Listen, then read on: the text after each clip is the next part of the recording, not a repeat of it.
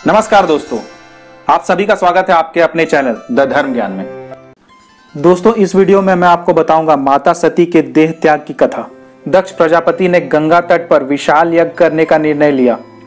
उसने सबको आमंत्रित किया, परंतु अपनी बेटी सती और अपने दामाद भगवान शिव को आमंत्रित नहीं किया। दक्ष का निमंत्रण पाकर किन्नर, नाग, सिद्ध, गंधर्व, देवता सब अपनी अपनी पत्नियों सहित वहां पहुंचे। विष्णु, ब्रह्मा और महादेव जी को छोड़कर सभी देवता अपना अपना विमान सजाकर चले। जब सती जी ने देखा अनेकों प्रकार के सुंदर विमान आकाश में चले जा रहे हैं, देव सुंदरियां मधुर गान कर रही हैं, जिन्हें सुनकर मुनियों का ध्यान तक छूट जाता है। तब माता सती ने शिव जी से विमान में देवताओं के जाने का कारण पूछा। भगवान शिव ने सारी बात माता सती को बतलाई। पिता के यज्ञ की बात सुनकर सती कुछ प्रसन्न हुई और सोचने लगी कि यदि महादेव जी मुझे आज्ञा दें तो इसी बहाने कुछ दिन पिता के घर जाकर रहूं। सती माता भय, संकोच और प्रेम रस में सनी हुई मनोहर वाणी से बोली, हे प्रभु, मेरे पिता के घर बहुत बड़ा उत्सव है। यदि आपकी आज्ञा हो तो हे कृपा धाम, मैं आदर सहित उसे देखने जाऊं। शिवजी ने कहा, तुमने बात तो बहुत अच्छी कही है तथा यह मेरे मन को भी पसंद आई है, परंतु उन्होंने न्योता ही नहीं भेजा है। दक्ष ने अपनी सभी पुत्रियों को बुलाया है, किंतु हमारे बैर के कारण उन्होंने तुम्हें भी भुला दिया। हे सती, अगर तुम बिन बुलाए जाओगी तो हमारी कोई मान मर्यादा ही नहीं रहेगी। भगवान शिव ने बहुत प्रकार से कहकर देख लिया, परंतु जब सती किसी भी प्रकार नहीं रुकी, तब महादेव जी ने अपने मुख्य गणों के साथ उन्हें विदा कर दिया। दक्ष के डर के मारे किसी ने भी सती जी का आवाभगत नहीं किया, केवल एक माता से ही आदर मिली।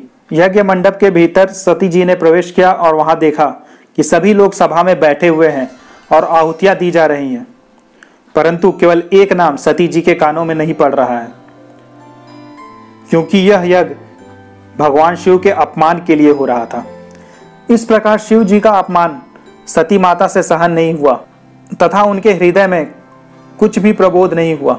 वे सारी सभा को हठ पूर्वक डांट कर क्रोध भरे वचनों में बोली, हे सभासदों और सब मुनीश्वरों, सुनो, जिन लोगों ने यहाँ शिव जी की निंदा की है या सुनी है, उन सब को उसका फल तुरंत ही मिलेगा और मेरे पिता दक्ष भली भांति पछताएंगे।